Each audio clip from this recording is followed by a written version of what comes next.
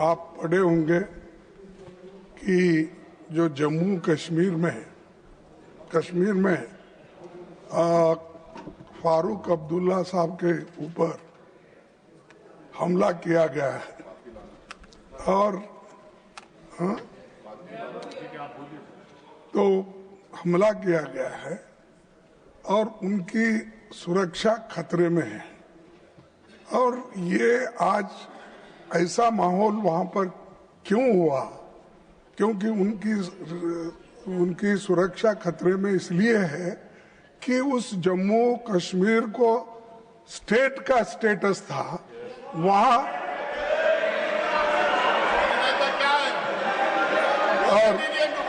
और वहां पर जो सिक्योरिटी है और पुलिस है।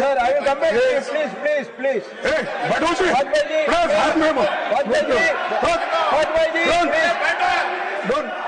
सर, वहाँ की सिक्योरिटी पूरी सेंट्रल गवर्नमेंट देखती है और यहाँ के होम मिनिस्टर के कंट्रोल में सिक्योरिटी रहने की वजह से आज ये हालत वहाँ पर हो रही है। लॉ एंड ऑर्डर खत्म हो रहा है और इम्पोर्टेंट लीडर्स को मारे जाने की मंसूख कर रहे हैं। अगर थोड़े देर एक ही मिनट अगर होता तो फारूक अब्दुल्ला को मार देते थे। ये हुआ कि लोकल उनकी जो साथ में रहने वाली सिक्योरिटी है उसने बचा ली। लेकिन मैं समझता हूं कि क्या गवर्नमेंट का इरादा है कि फारूक अब्दुल्ला साहब को मारने का?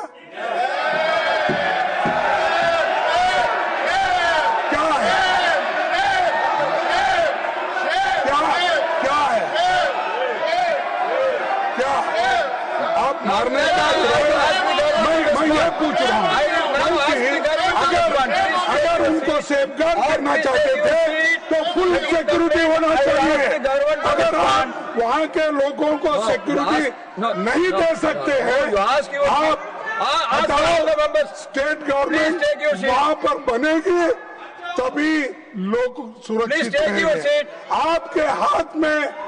आपके हाथ में कश्मीर के लोग सुरक्षित नहीं है, क्योंकि आप सब लोग मिलके एक मंसूबा कर रहे हैं। जो लोग सेक्युलरिज्म पे, सोशलिज्म पे और देश को एक रखने के लिए कुर्बान कर रहे हैं, वहां के लोग उनको खत्म कर रहे हैं। इसीलिए इसकी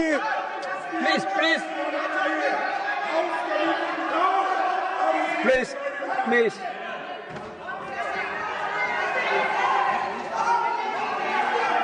सभापति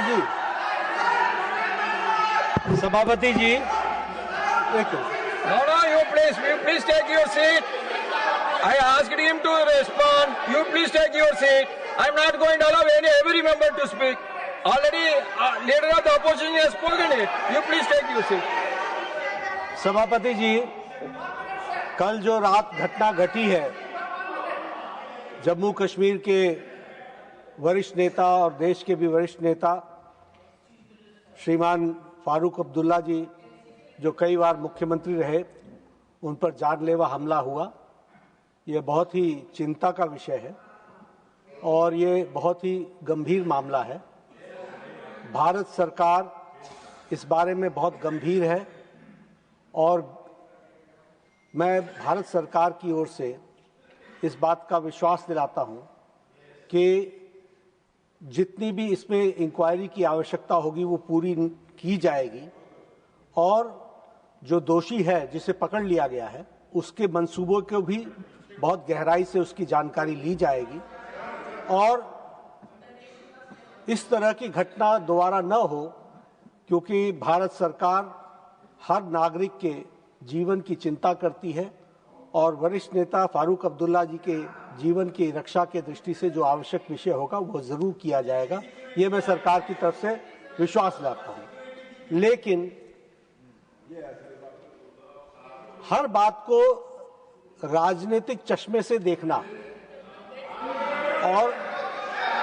और उसको पॉलिटिकल एंगल देना यह उचित नहीं है। इस विषय पर स्टेटहुड नहीं मिला, इसलिए ये हुआ है।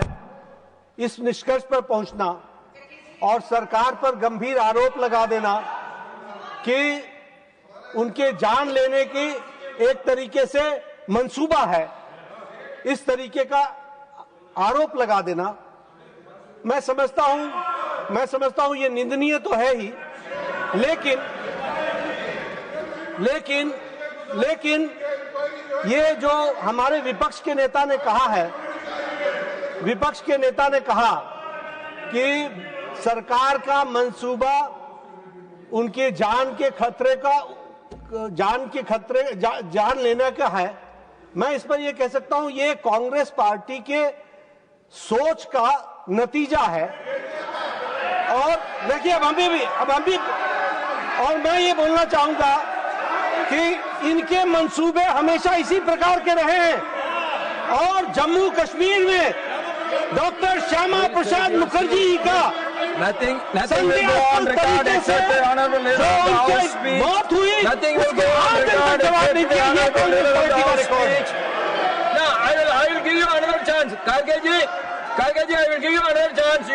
You all please take your seat. This is not the way. It is not the way to debate. No, I will call him again.